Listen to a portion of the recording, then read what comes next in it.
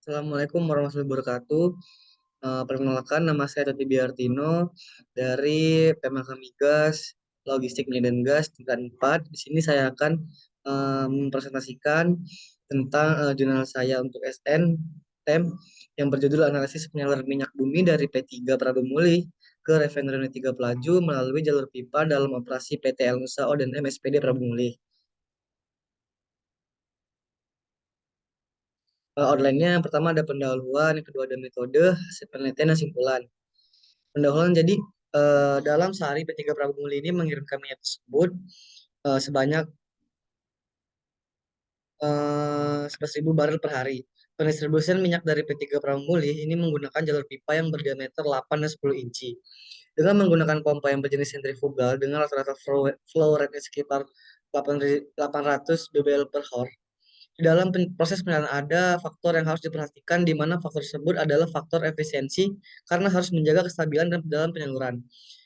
Efisiensi yang dimaksud adalah perbandingan nilai statistik antara jumlah volume dan flow rate yang ada serta kelayakan pompa yang digunakan operasi penyaluran.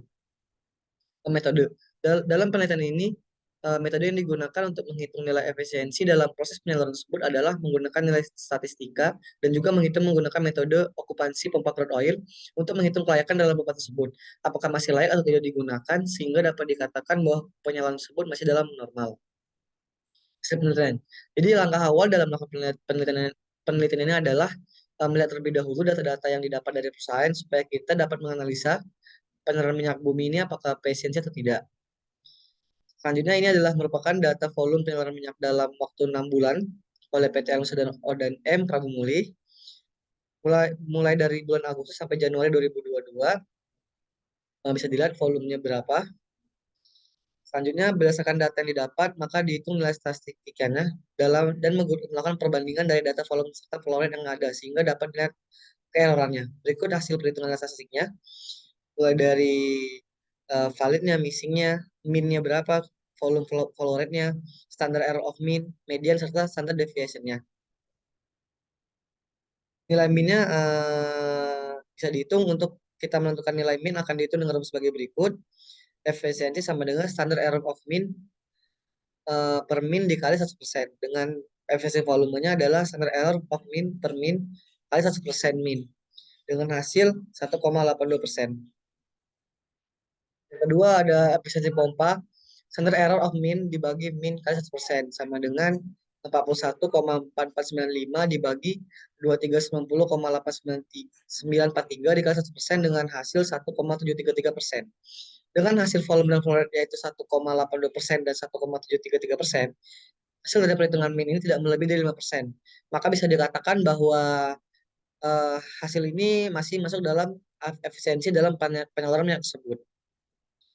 Selanjutnya, ini mediannya. Median diperoleh dari hasil tadi adalah sekitar 3731222,5 dan floornya adalah 2446,274. Hasil standar deviasinya adalah sekitar 1648,6,87712 dan floor rate sebesar 100,1,53048. Yang terdapat pada perhitungan floor rate ini nyatakan bahwa hasil perhitungan adalah 101 yang sudah disebutkan tadi, bahwasanya melebihi dari 100, maka adanya keeroran dalam penyaluran, apalagi dalam perhitungan volume yang dimana hasilnya sudah mencapai ribuan. Jadi ketika sudah melebihi 100 itu merupakan ada suatu keeroran dalam hasil penyaluran tersebut. Maka dengan itu kita selanjutnya adalah menghitung okupansi pompa crude oil ini supaya kita mengetahui apakah pompa tersebut masih layak atau tidak karena pompa merupakan suatu yang penting dalam penyaluran. Jadi di sini pompa yang digunakan adalah sentrifugal. Kita uji kelayakannya, pemakaiannya apakah masih bisa digunakan untuk operasi penyaluran atau tidak. Dengan menggunakan metode ini bisa dilihat ujiannya tadi jenis pompanya, kapasitas pompa, efisiensi penggunaan pompa, jam kerja pompa. Dengan hasil perhitungan sebagai berikut. Apabila hasil dari perhitungan ini tidak mendapatkan nilai sebesar 70%, maka kelayakan pipa tersebut masih sangat bagus sekali dan masih bisa dipakai dalam jangka waktu yang lebih lama dalam waktu ke depannya.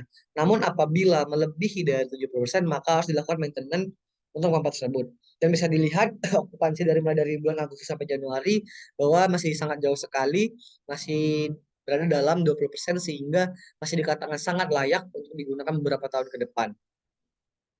Jadi kesimpulannya adalah yang pertama, hasil analisis yang telah dilakukan menyatakan bahwa yang ada pada penyaluran minyak bumi yang dilakukan perusahaan ini sangat baik karena dari perhitungan statistik di mana perhitungan min yang dinyatakan efisiensi dan standar defisit tidak. Namun dari perhitungan okupansi, produk minyak bumi ini membuktikan bahwa penyaluran yang dilakukan perusahaan efisiensi atau kesempurnaannya sangatlah baik. Yang kedua adalah penelitian yang dilakukan ini pompanya masih sangat layak karena hasil dari persennya rata-rata 20%, sehingga dalam jangka waktu ke depannya pompa masih sangat layak dipakai sehingga membuat lebih bagus lagi dalam penyaluran dalam waktu ke depannya.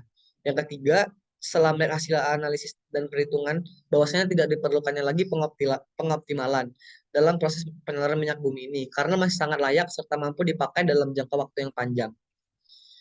Baiklah, terima kasih. Mungkin itu saja yang bisa saya presentasikan. Mohon maaf apabila banyak kesalahan maupun kekurangan. Pada Allah saya mohon ampun. Saya akhiri. Wassalamualaikum warahmatullahi wabarakatuh.